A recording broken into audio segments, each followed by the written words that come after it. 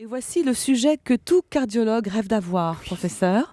C'est Hortense Diftin, celle qui conserve ses artères de 25 ans depuis, je le disais tout à l'heure, depuis toujours. Bonjour Hortense. Bonjour Elena, bonjour tout le monde. Alors vos problèmes de cœur et surtout ceux de votre mari, ça vous peine, quoi, ça vous cause problème.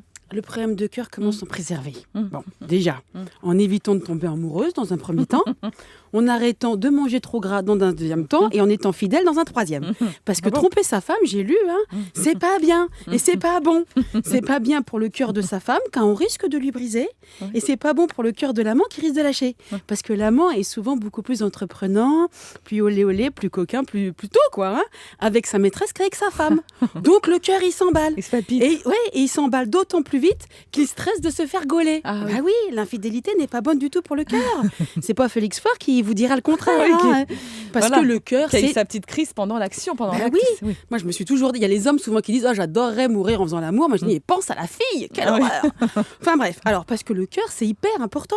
D'ailleurs, ils le disent bien dans le magazine, on ne pourrait pas vivre sans cœur. Même si des fois, on a l'impression que certaines personnes n'en ont pas, comme les poulpes, ils en ont un quand même. Alors, c'est pour ça que je ne cesse de répéter à mon mari de faire attention à son cœur. Parce que lui, en plus d'avoir un grand cœur, il a une qualité de plus en plus rare de nos jours et que les femmes adorent, c'est qu'il a le cœur sur la main. Ça me ferait mal au cœur de le perdre. Puis c'est surtout que j'ai fini par m'y attacher. Mais mon mari, s'il ne me trompe pas, enfin j'espère, il a quand même un net penchant pour la bonne chair. Le sport, il ne sait même pas que ça existe. D'autant qu'il est charcutier. Oui, mais surtout, son gros problème, ce sont ses parents. Ah bah oui, son père déjà. Lui nous a fait un infarctus du myocarde à 53 ans sur une bûche. Boum, il est tombé raide comme le bois qu'il était en train de couper. On l'a pas vu venir. Et sa mère, quant à elle, elle a un pacemaker, des petits ressorts qu'à l'hôpital on la surnomme Zébulon. Qu'il fasse 5 ou 45 degrés, elle sort jamais sans ses bas de contention. Quand elle dort, on dirait Dark Vador. Et tous les matins, elle sniffe un sachet de poudre.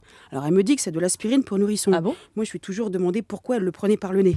Soit disant que ça irait plus vite dans le sang. Dans tous les cas, je dois admettre que ça lui met une sacrée patate. Alors, cette hérédité est quand même très angoissante. Surtout pour lui. Alors, je me disais... Qu'est-ce que vous disiez, Hortense ? Je me disais, parce que de temps en temps, je me dis des trucs. Je me disais, dans la série, mieux vaut prévenir que guérir. Que comme son cœur doit plus ressembler à grand-chose à mon mari, ça serait peut-être pas mal de faire comme Angelina Jolie avec ses seins.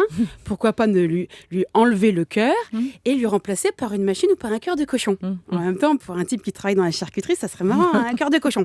Donc là, on économise, parce que c'est pas donné un cœur, c'est quand même entre 140 et 180 000 euros.